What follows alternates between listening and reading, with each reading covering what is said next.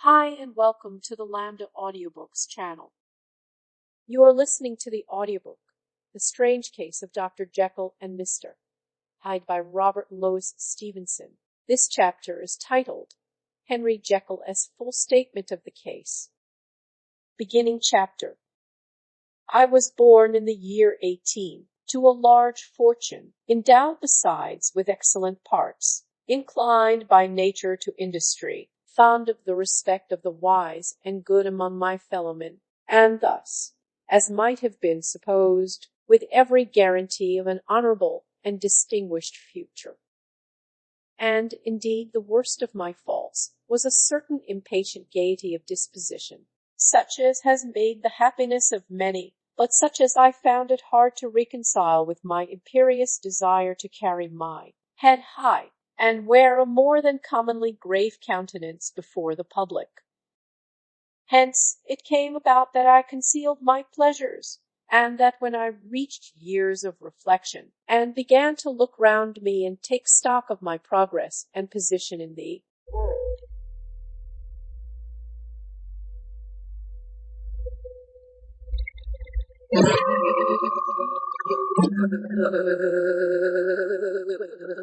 I stood already committed to a profound duplicity of life.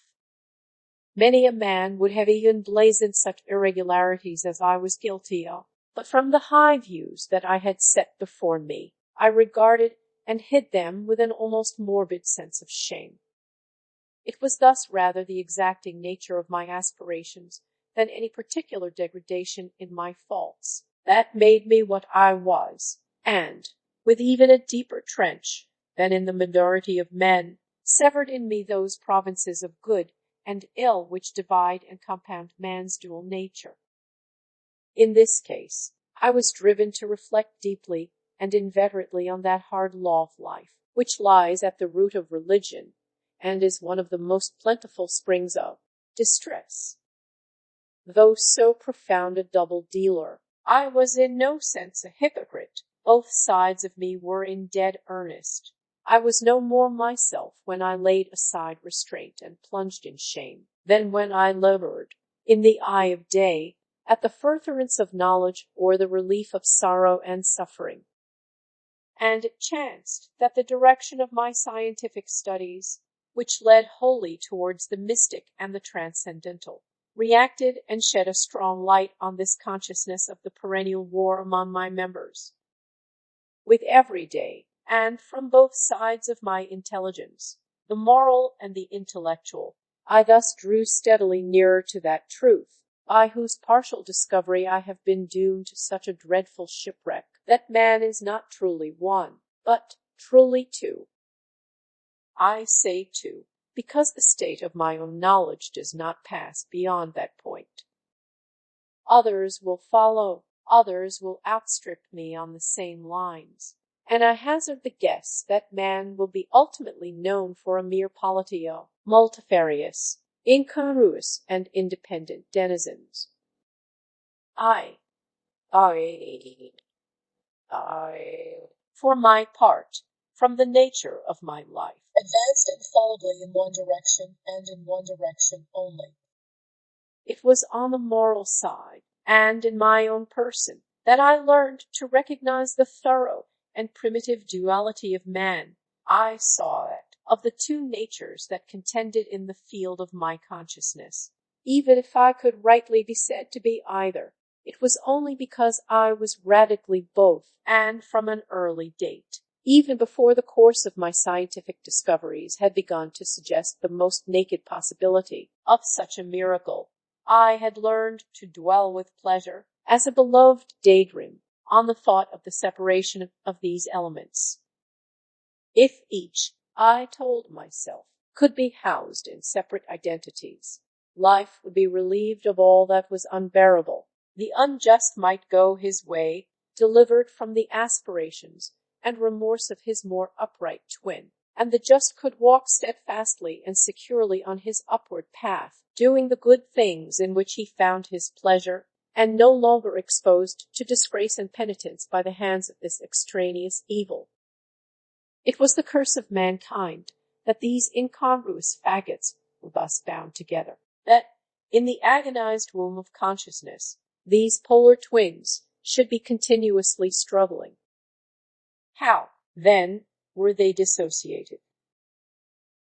I was so far in my reflections when, as I have said, a side light began to shine upon the subject from the laboratory table. I began to perceive more deeply than it has ever yet been stated the trembling immateriality, the mist-like transience of this seemingly so solid body in which we walk attired. Certain agents I found to have the power to shake and pluck back that fleshly vestment, even as a wind might toss the curtains of a pavilion. For two good reasons, I will not enter deeply into this scientific branch of my confession. First, because I have been made to learn that the doom and burthen of our life is bound forever on man's shoulders, and when the attempt is made to cast it off, it but returns upon us with more unfamiliar and more awful pressure. Second, because, as my narrative will make, alas, too evident, my discoveries were incomplete. Enough, then, that I not only recognized my natural body from the mere aura and effulgence of certain of the powers that made up my spirit, but managed to compound a drug by which these powers should be dethroned from their supremacy, and second form and countenance substituted, none the less natural to me because they were the expression and bore the stamp of lower elements in my soul. I hesitated long before I put this theory to the test of practice. I knew well that I risked death for any drug that so potently controlled and shook the very fortress of identity might, by the least scruple of an overdose, or at the least inopportunity in the moment of exhibition, utterly blot out that immaterial tabernacle which I looked to it to change. But the temptation of a discovery so singular and profound at last overcame the suggestions of alarm. I had long since prepared my tincture. I purchased at once, from a firm of wholesale chemists, a large quantity of a particular salt which I knew, from my experiments, to be the last ingredient required, and late one accursed night, I compounded the elements, watched them boil, and smoke together in the glass, and when the ebullition had subsided, with a strong glow of courage, drank of the potion. The most racking pangs succeeded, a grinding in the bones, deadly nausea, and a horror of the spirit that cannot be exceeded at the hour of birth or death. Then these agonies began swiftly to subside, and I came to myself as if out of a great sickness. There was something strange in my sensations, something indescribably new and, from its very novelty, incredibly sweet. I felt younger, lighter, happier in body. Within I was conscious of a heady recklessness, a current of disordered sensual images running like a mill race in my fancy, a solution of the bonds of obligation, an unknown but not an innocent freedom of the soul. I knew myself, at the first breath of this new life, to be more wicked, tenfold more wicked, sold a slave to my original evil, and the thought, in that moment, braced and delighted me like wine. I stretched out my hands, exulting in the freshness of these sensations, and in the act I was suddenly aware that I had lost in stature. There was no mirror at that date in my room. That which stands beside me as I write was brought there later on, and for the very purpose of these transformations. The night, however, was far gone into the morning. The morning, black as it was nearly ripe for the conception of the day. The inmates of my house were locked in the most rigorous hours of slumber, and I determined, flushed as I was with hope and triumph, to venture in my new shape as far as to my bedroom. I crossed the yard, wherein the constellations looked down upon me. I could have thought, with wonder, the first creature of that sort that their unsleeping vigilance had yet disclosed to them. I stole through the corridors, a stranger in my own house, and coming to my room, I saw for the first time the appearance of Edward Hyde. I must here speak by theory alone, saying not that which I know, but that which I suppose to be most probable. The evil side of my nature, to which I had now transferred the stamping efficacy, was less robust and less developed than the good which I had just deposed. Again, in the course of my life, which had been, after all, 9/10 a life of effort, virtue, and control, it had been much less exercised and much less exhausted. And hence, as I think, it came about that Edward Hyde was so much smaller, slighter, and younger than Henry Jekyll. Even as good shone upon the countenance of the one, evil was written broadly and plainly on the face of the other. Evil besides, which I must still believe to be the lethal side of man, had left on that body an imprint of deformity and decay. And yet, when I looked upon that ugly idol in the glass, I was conscious of no repugnance, rather of a leap of welcome. This, too, was myself. It seemed natural and human. In my eyes it bore a livelier image of the spirit. It seemed more express and single than the imperfect and divided countenance I had been hitherto accustomed to call mine. And in so far I was doubtless right. I have observed that when I wore the semblance of Edward Hyde, none could come near to me at first without a visible misgiving of the flesh. This, as I take it, was because all human beings, as we meet them, are commingled out of good and evil, and Edward Hyde, alone in the ranks of mankind, was pure evil. I lingered but a moment at the mirror. The second and conclusive experiment had yet to be attempted. It yet remained to be seen if I had lost my identity beyond redemption and must flee before daylight from a house that was no longer mine, and, hurrying back to my cabinet, I once more prepared and drank the cup, once more suffered the pangs of dissolution, and came to myself once more with the character, the stature, and the face of Henry Jekyll. That night I had come to the fatal cross-roads.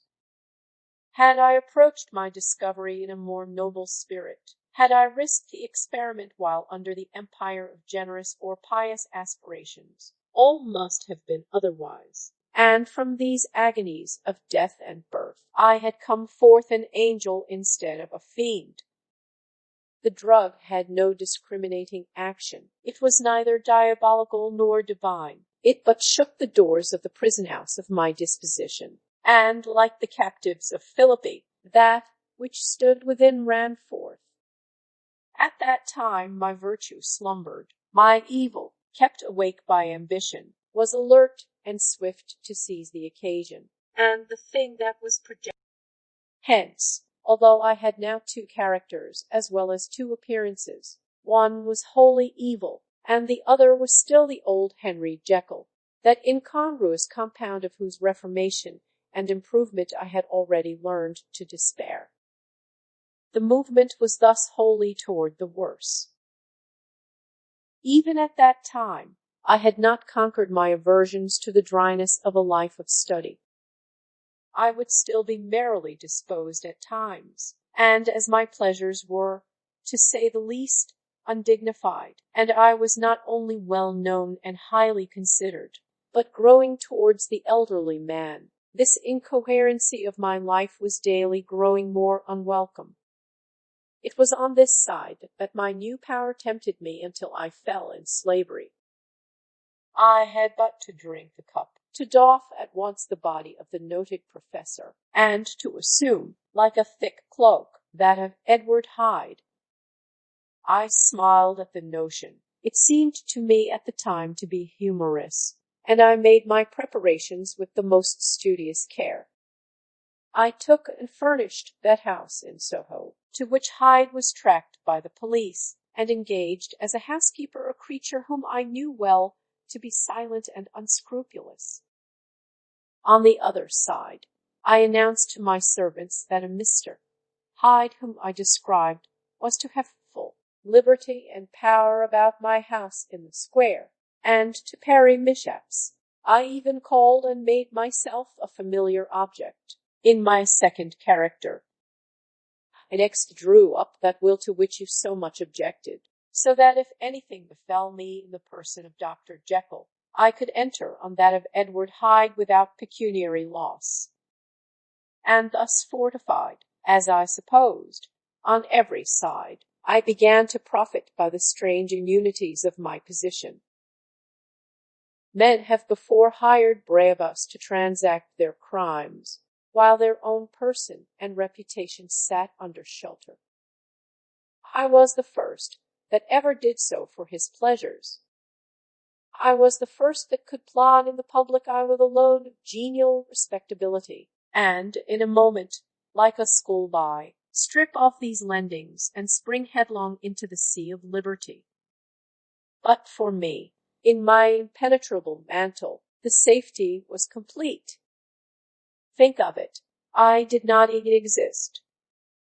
Let me but escape into my laboratory door, give me but a second or two to mix and swallow the draught that I had, always standing ready, and whatever he had done, Edward Hyde would pass away like the stain of breath upon a mirror, and there in his stead, quietly at home, trimming the midnight lamp in his study, a man who could afford to laugh at suspicion, would be Henry Jekyll.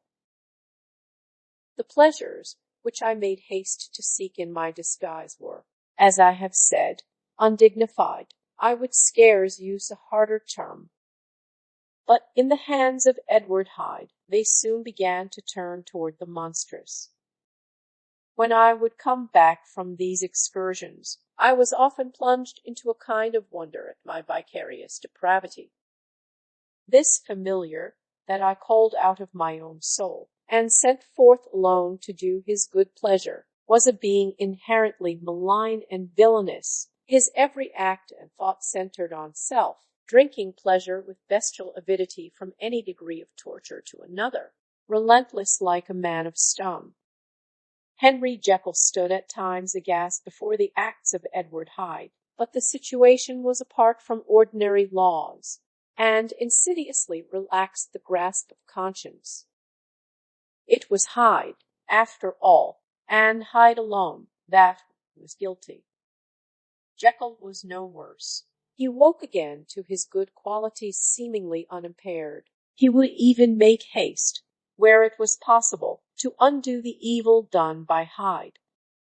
And thus his conscience slumbered. Into the details of the infamy at which I thus connived, for even now I can scarce grant that I committed it, I have no design of entering. I mean but to point out the warnings and the successive steps with which my chastisement approached. I met with one accident which, as it brought on no consequence, I shall no more than mention.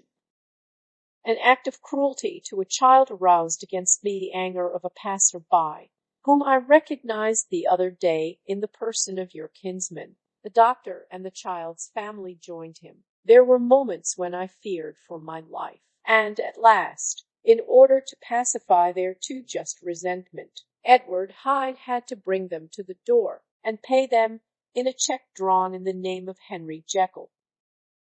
But this danger was easily eliminated from the future by opening an account at another bank in the name of Edward Hyde himself, and when, by sloping my own hand backward, I had supplied my double with a signature, I thought I sat beyond the reach of fate. Some 2 months before the murder of Sir Danvers, I had been out for one of my adventures, had returned at a late hour, and woke the next day in bed with somewhat odd sensations. It was in vain I looked about me, in vain I saw the decent furniture and tall proportions of my room in the square, in vain that I recognized the pattern of the bed curtains and the design of the mahogany frame. Something still kept insisting that I was not where I was, that I had not wakened where I seemed to be, but in the little room in Soho where I was accustomed to sleep in the body of Edward Hyde. I smiled to myself, and, in my psychological way, began lazily to inquire into the elements of this illusion, occasionally, even as I did so, dropping back into a comfortable morning doze.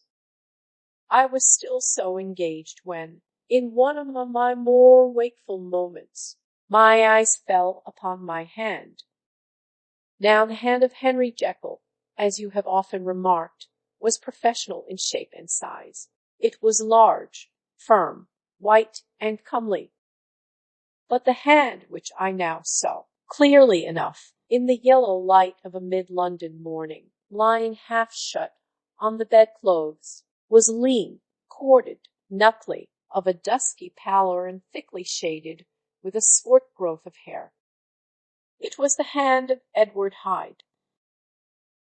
I must have stared upon it for near half a minute, sunk as I was in the mere stupidity of wonder, before terror woke up in my breast as sudden and startling as the crash of cymbals, and bounding from my bed I rushed to the mirror. At the sight that met my eyes, my blood was changed into something exquisitely thin and icy. Yes, I had gone to bed Henry Jekyll. I had awakened Edward Hyde. How was this to be explained? I asked myself, and then, with another bound of terror, how was it to be remedied? It was well on in the morning. The servants were up. All my drugs were in the cabinet. A long journey down 2 pairs of stairs, through the back passage, across the open court, and through the anatomical theatre, from where I was then standing horror-struck. It might indeed be possible to cover my face, but of what use was that, when I was unable to conceal the alteration in my stature? And then, with an overpowering sweetness of relief, it came back upon my mind that the servants were already used to the coming and going of my second self. I had soon dressed, as well as I was able, in clothes of my own size.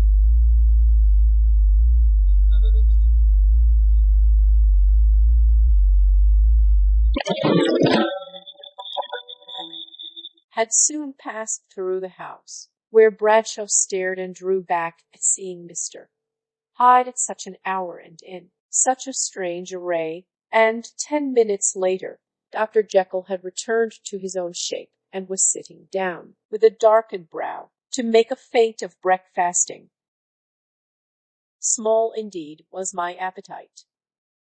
This inexplicable incident, this reversal of my previous experience, seemed, like the Babylonian finger on the wall, to be spelling out the letters of my judgment, and I began to reflect more seriously than ever before on the issues and possibilities of my double existence. That part of me which I had the power of projecting had lately been much exercised and nourished. It had seemed to me of late as though the body of Edward Hyde had grown in stature, as though when I wore that form I were conscious of a more generous tide of blood, and I began to spy a danger that, if this were much prolonged, the balance of my nature might be permanently overthrown, the power of voluntary change be forfeited, and the character of Edward Hyde become irrevocably mine. The power of the drug had not been always equally displayed. Once, very early in my career, it had totally failed me. Since then, I had been obliged on more than one occasion to double, and once, with infinite risk of death, to treble the amount, and these rare uncertainties had cast hitherto the sole shadow on my contentment.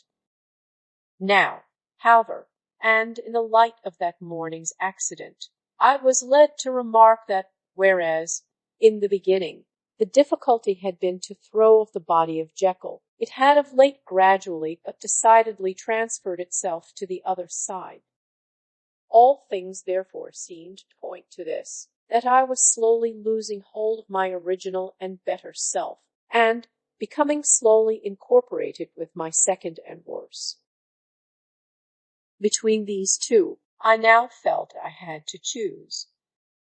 My two natures had memory in common, but all other faculties were most unequally shared between them. Jekyll, who was composite now with the most sensitive apprehensions, now with a greedy gusto, projected and shared in the pleasures and adventures of Hyde, but Hyde was indifferent to Jekyll, but remembered him as the mountain bandit remembers the cavern in which he conceals himself from pursuit. Jekyll had more than a father's interest. Hyde had more than a son's indifference. To cast in my lot with Jekyll was to die to those appetites which I had long secretly indulged and had of late begun to pamper. To cast it in with Hyde was to die to 1,000 interests and aspirations, and to become, at a blow and forever, despised and friendless. The bargain might appear unequal, but there was still another consideration in the scales, for while Jekyll would suffer smartingly in the fires of abstinence, Hyde would be not even conscious of all that he had lost. Strange as my circumstances were, the terms of this debate are as old and commonplace as man. Much the same inducements and alarms cast the die for any tempted and trembling sinner, and it fell out with me, as it falls with so vast a majority of my fellows, that I chose the better part, and was found wanting in the strength to keep to it.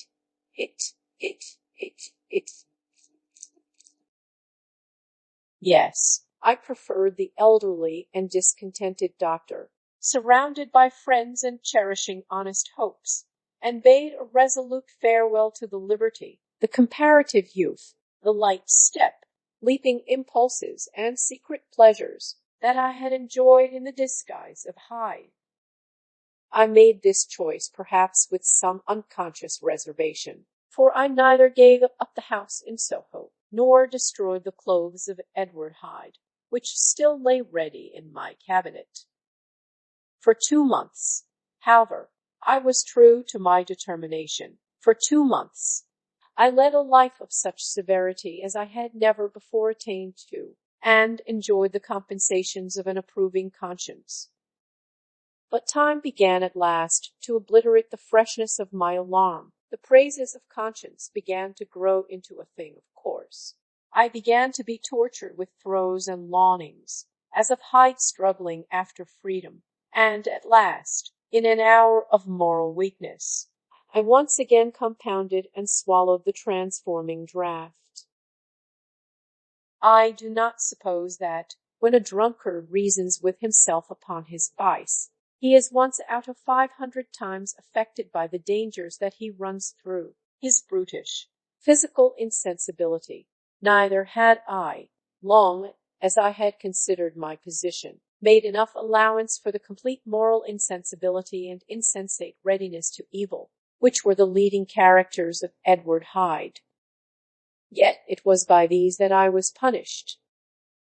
My devil had been long caged. He came out roaring. I was conscious, even when I took the draught, of a more unbridled, a more furious propensity to ill. It must have been this, I suppose, that stirred in my soul that tempest of impatience with which I listened to the civilities of my unhappy victim. I declare, at least, before God, no man morally sane could have been guilty of that crime upon so pitiful a provocation, and that I struck in no more reasonable spirit than that in which a sick child may break a plaything. But I had voluntarily stripped myself of all those balancing instincts by which even the worst of us continues to walk with some degree of steadiness among temptations. And in my case,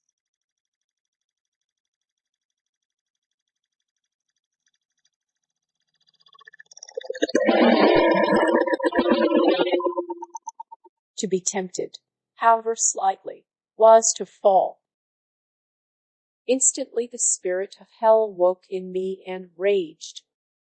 With a transport of glee, I mold the unresisting body, tasting delight from every blow, and it was not till weariness had begun to succeed that I was suddenly, in the top fit of my delirium, struck through the heart by a cold thrill of terror. A mist dispersed. I saw my life to be forfeit, and fled from the scene of these excesses, at once glorying and trembling, my lust of evil gratified and stimulated, my love of life screwed to the topmost peg.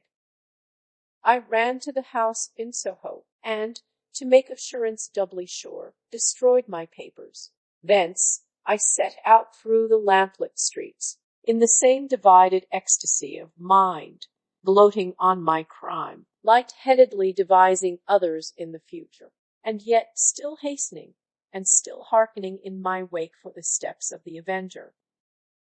Hyde had a song upon his lips as he compounded the draught, and, as he drank it, pledged the dead man. The pans of transformation had not done tearing him, before Henry Jekyll, with streaming tears of gratitude and remorse, had fallen upon his knees and lifted his clasped hands to God. The veil of self-indulgence was rent from head to foot. I saw my life as a whole. I followed it up from the days of childhood, when I had walked with my father's hand, and through the self-denying toils of my professional life, to arrive again and again, with the same sense of unreality, at the damned horrors of the evening.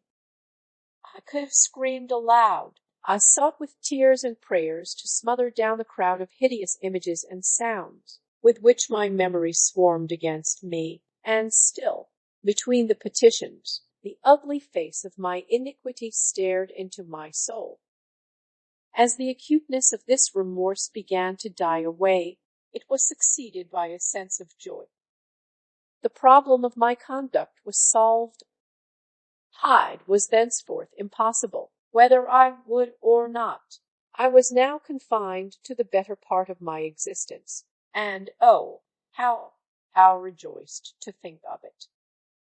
With what willing humility I embraced anew the restrictions of natural life! With what sincere renunciation I locked the door by which I had so often gone and come, and ground the key under my heel! The next day came the news that the murder had been overlooked, that the guilt of Hyde was patent to the world, and that the victim was a man high in public estimation.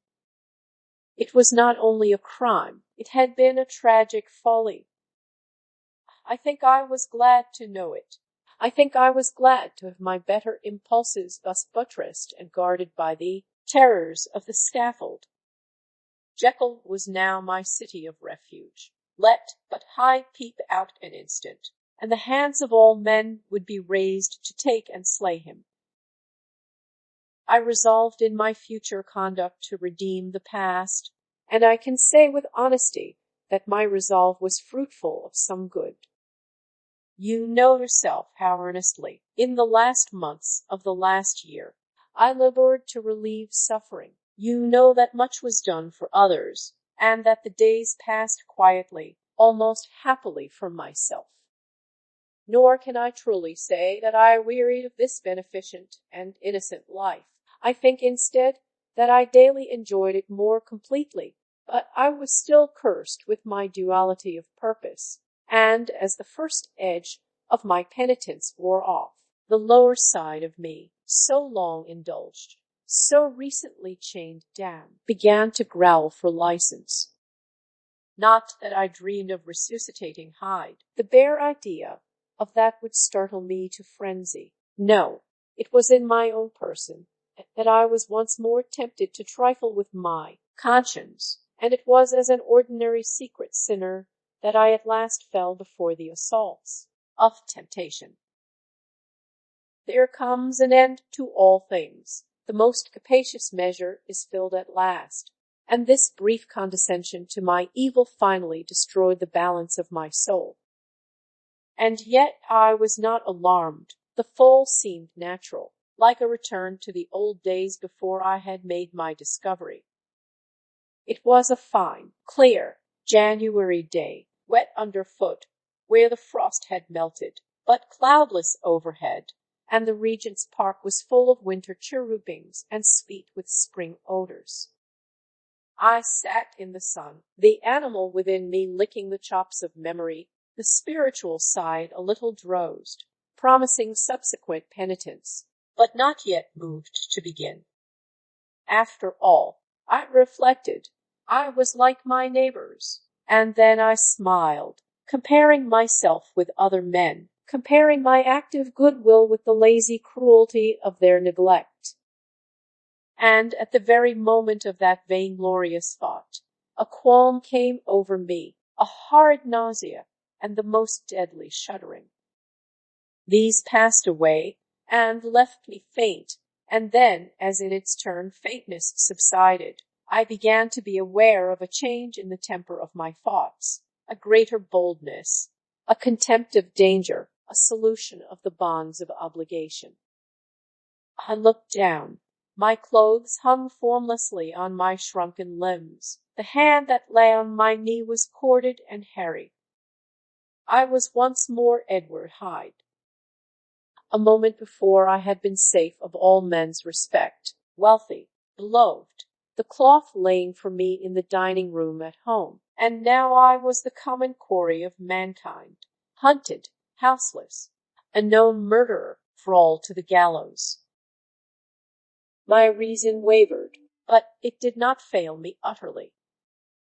I have more than once observed that in my second character, my faculties seemed sharpened to a point and my spirits more tensely elastic. Thus it came about that, where Jekyll perhaps might have succumbed, Hyde rose to the importance of the moment.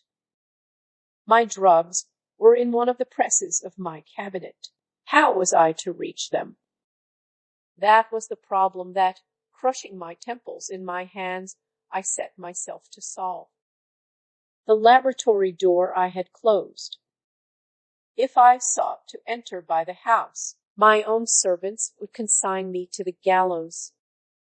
I saw I must employ another hand, and thought of Lanyon. How was he to be reached? How persuaded? Supposing that I escaped capture in the streets, how was I to make my way into his presence? And how should I, an unknown and displeasing visitor, prevail on the famous physician to rifle the study of his colleague, Dr. Jekyll? Then I remembered that of my original character. One part remained to me. I could write my own hand, and once I had conceived that kindling spark, the way that I must follow became lighted up from end to end.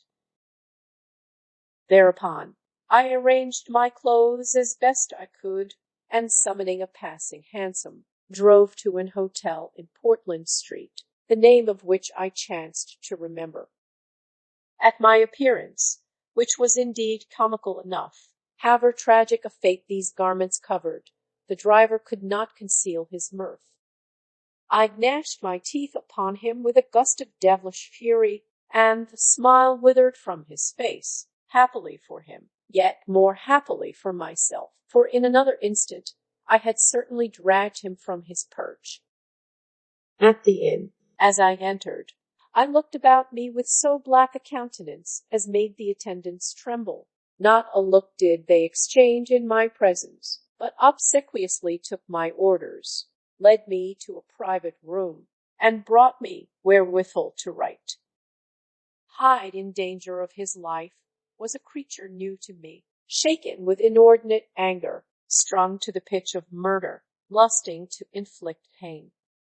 Yet the creature was astute, mastered his fury with a great effort of the will, composed his two important letters, one to Lanyon and one to Poole, and that he might receive actual evidence of their being posted, sent them out with directions that they should be registered.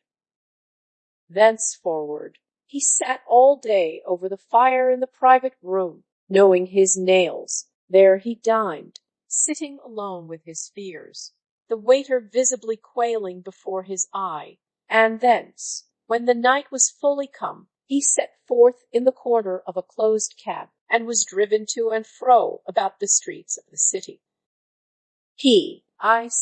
I cannot say, that child of hell had nothing human, nothing lived in him but fear and hatred. And when at last, thinking the driver had begun to grow suspicious, he discharged the cab and ventured on foot, attired in his misfitting clothes, an object marked out for observation, into the midst of the nocturnal passengers. These two base passions raged within him like a tempest. He walked fast, hunted by his fears, chattering to himself, skulking through the less frequented thoroughfares, counting the minutes that still divided him from midnight. Once a woman spoke to him, offering, I think, a box of lights. He smote her in the face, and she fled. End of chapter. Thank you for listening. If you enjoyed this video, please hit the like button. If you are interested in hearing more audiobooks, subscribe and turn on the notifications to get fresh daily audiobook chapters from Lambda Audiobooks. Until next time.